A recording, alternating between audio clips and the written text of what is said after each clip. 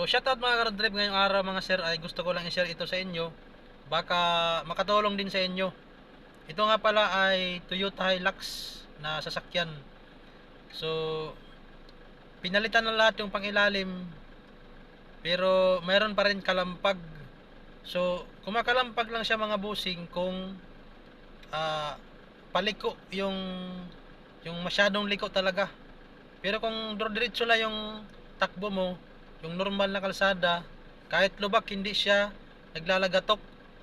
Pero pag yung liko talaga na isasagad mo, mayroon talagang lagatok, malakas.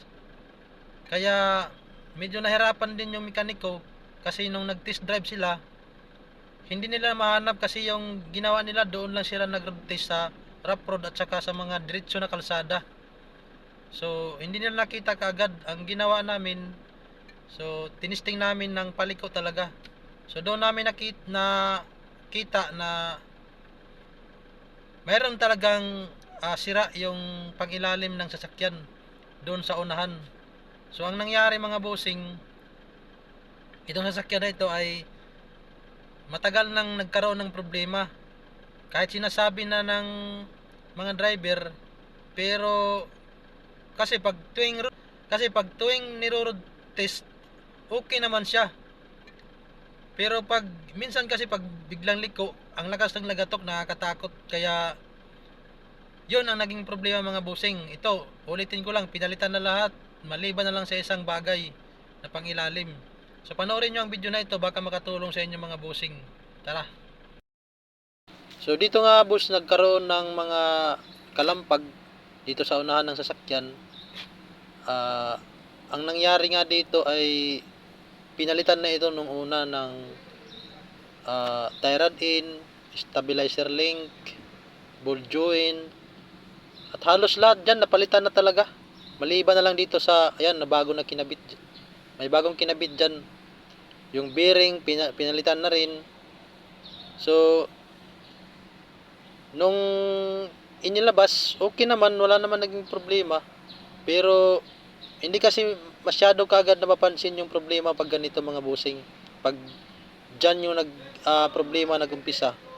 So, kasi pag tuwing lumiliko lang siya, lumiliko ng sagad na liko talaga, doon talaga nagkakaroon ng malakas na kalampag. Kaya kahit mekaniko, hindi kagad nila nakita yung problema. So yan, yung mga tinanggal na yan. Kaya mga bossing, ang naging solusyon nila, baklasin ulit, tapos doon nila nakita na ang problema pala talaga ay yung velocity. So ang ginawa, ayan, naikabit na yung isang velocity. So bali dalawa yan kasi kabilaan.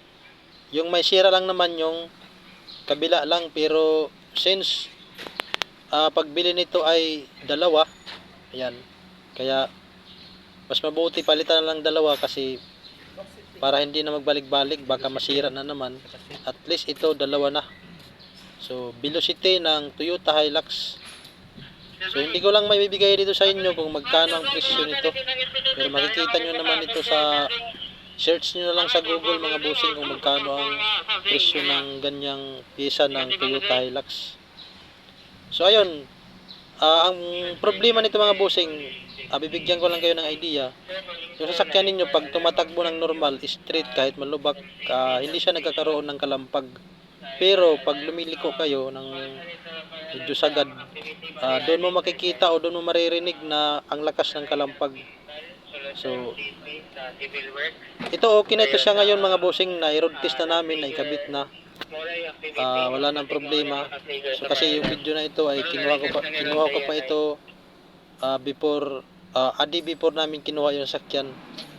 So ayan yung loob ng Toyota Hilux. Sana nakapagbigay ako sa inyo ng mga kunting idea, kahit paunti-unti ay magkakaroon kayo ng idea, lalo na doon sa may mga ari ng Toyota Hilux.